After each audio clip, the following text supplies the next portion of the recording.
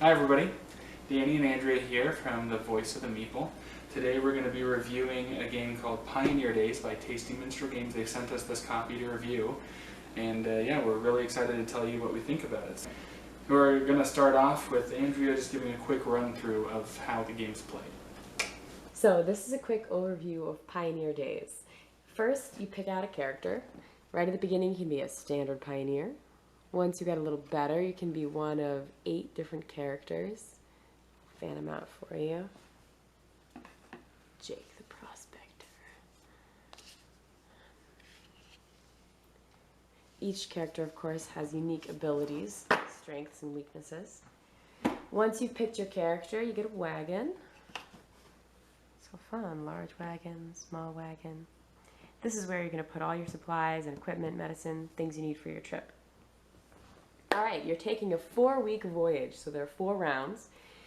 Each week, you're going to travel for 5 days, I guess Monday through Friday. So each day involves a player rolling 1 more die than the number of players. So for Danny and I, that's 3 dice. Roll the dice, and then you take turns selecting a die, doing the action, and then the remaining die moves the disaster track. Green was left, so I would move disease up. Disaster track is really interesting. Storms can damage your wagons, raids can take your silver, famine means your cows die, disease can affect the people traveling with you. So it's an interesting decision. Which actions do I want and what color do I want left behind? How will that affect the disaster track? When you're doing your die face, you can do 3 things. You can get silver, which helps you keep your cows alive and do a couple of other things. You can get a person to accompany you on your trip. They have abilities that happen right away, things that help you out, and then victory points at the end, and plus they're really interesting. Or you can do one of the actions corresponding to the die face. These things: wood helps you repair your wagons, medicine helps you heal your people when disease strikes, cows give you victory points that accumulate, and plus they're Danny's favorite. They're adorable. You get a victory point per cow at the end of every week, so it adds up, but you do have to keep them alive. You can use a die face to equip, so these are stacks of neatly wrapped equipment, which give you abilities associated with dice rolls that help you throughout the game. You can prospect for gold, which is just straight up points. You got a fun furry yellow bag here. Only 1 point. Or you can have a joker or wild, which lets you do any of those abilities. At the end of the week, so you've done 5 different dice rolls, drafted your actions, then you and your crew of pioneers visit a town. Each town has something they want, and they'll give you victory points if you can fulfill that request. So this town wants 1 wood. If you can give up 1 wood, then you get victory points.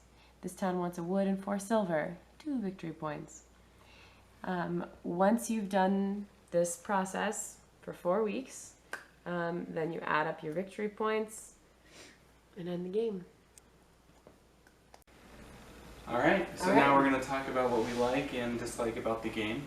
So first with the likes, there is a lot to like about this game. It is really fun. We've played just the 2 of us, we played with our kids too, and they really enjoyed it. Things I like about it: I love the component quality. It is great. The cards, this is thick cardstock, cardboard. So those are pretty much everything in here is really thick. It's gonna last. And the cows are adorable, like we showed you a second ago. The art on the board is fun. Andrea noticed on like our 3rd game that the disaster track, each step on each disaster track kind of shows like a progression, the art does. Yeah. So you see the storm kind of gradually building, and you see the cows getting thinner and then being dead. So it's a fun game to look at. It's fun to have the wagons, and so I really like the components. It's got a really strong theme, which I love, and it's a fun theme. You know, you're pioneers, you're going on a journey, and a lot of things in the game feed into that theme. The disasters, of course, so you feel that theme come through when your cows die because of a famine. When you get townsfolk to join you, there are, I think, 60 different townsfolk in the game, and you only play with 24 each game, so there's variety.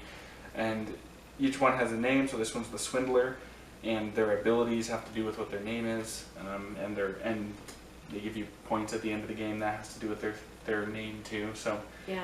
just a lot feeds into that theme. The equipment, this one, just for example, is a wheel. You put it on your wagon, and then that wagon now is immune to storms So it because doesn't get damaged. it has a spare easily. wheel.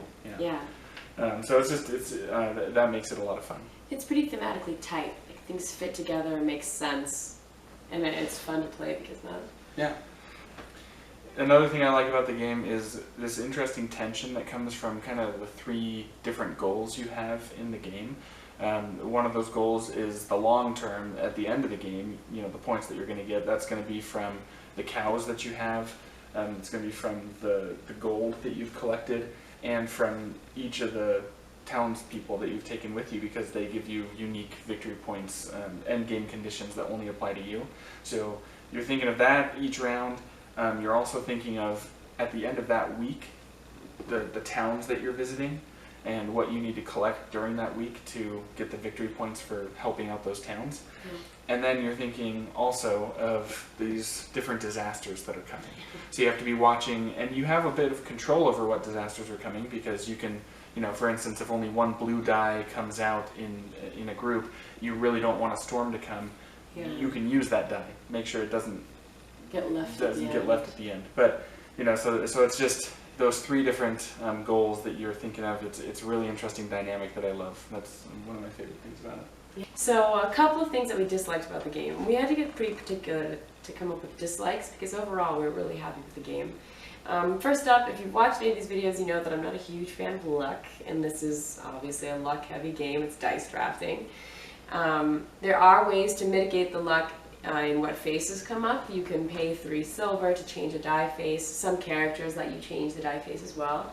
But luck also comes up in what equipment comes out in the game. Only 3 come out per week.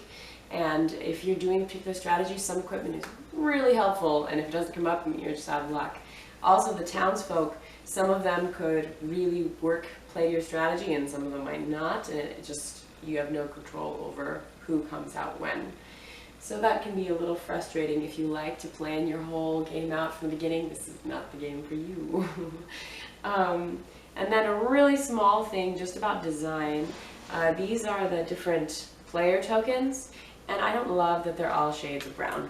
I don't know if you can see from there, but... I get it thematically, Pioneers didn't have flashy colors. But it's a little hard to distinguish. Yeah, we have to remember, we were thinking like, oh wait, which shade of brown was I? Medium brown or the light brown, yeah. Overall, fantastic game, we love it. Had a great time. Yeah, Pioneer Days. Thanks for watching. Bye.